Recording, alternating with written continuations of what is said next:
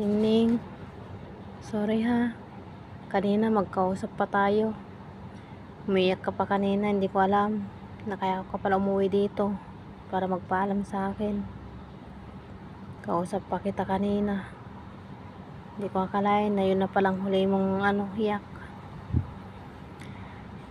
Hindi ko akalain na yun na palang huli na makikita kita na umiiyak. Naalala ko pa nung baby ka. Pinapainom kita ng gatas. Tapos, naalala ko nung nakahawak ako ng baso, andyan na kayo, tumatakbo na, sinasalubong nyo na ako kasi alam nyo na gatas yun. Pero dahil sa ayun, lumayas ka, pagbalik mo, ito na. 3 araw ka lang na lumayas, pagbalik mo, wala na. May sakit ka na. Kanina, kausap pa kita. Yun pala, nagpapaalam ka na. Hindi ko naman kasi alam na nagpapaalam ka kanina kasi nga hindi ko naman maintindihan yung iyak mo.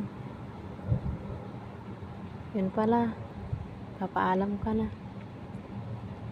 Pasensya na ha, black white. Wala akong nagawa. Hindi kita hinanap. Hindi kita pinapansin.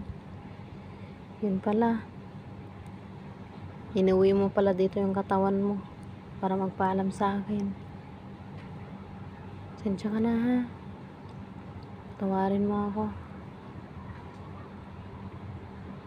Hindi ko makakalimutan mga baby pa kayo. Nilalagaan ko kayong 3.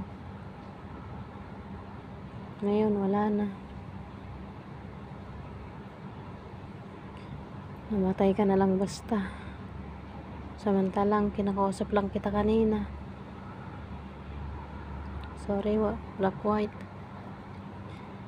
Huwag ka mag-alala kung sakaling may darating na naman dito ng mga pusa na maliliit. Alagaan ko na at hindi ko na pababayaan. Hindi ko na hayaan na lalayas. Kasi baka mamayan pagbalik, may sakit na naman o anong nangyari naman tapos dito na naman sila. Naamin ko masama yung loob ko kasi hindi ko na hinangad na mamatay ka, pero bakit ganito? Umuwi ka dito para nagpaalam lang sa akin.